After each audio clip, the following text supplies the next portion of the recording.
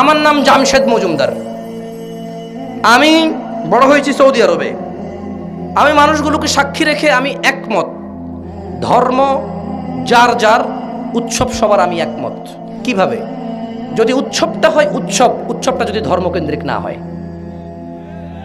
বুঝাতে পারেনি মনে হয়। আমার প্রতিবেশী হিন্দু, তার বোনের বিয়ে। আমি শুকুর খাই না, আল্লাহ ব্যতীত অন্য কিছু দিয়ে জবাই করলে তা খাই না।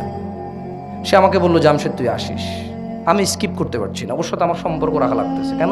আমি ওকে আল্লাহ সম্পর্কে বলতেছি না, আমি ওর দুর্গা পূজা দেখতে যাইনি।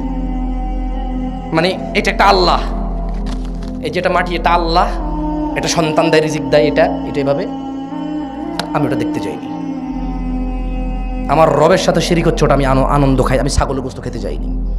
ও আমার বন্ধু, আমার প্রতিবেশী, ওর হক আছে আমার উপর, আমার হক আছে ওর উপর। ও আমাকে দেখে বলে, জামশেদ কেমন আছিস? হ্যাঁ দোস্ত ভালো আছি, তোর কি খবর? ভালো। বললো যে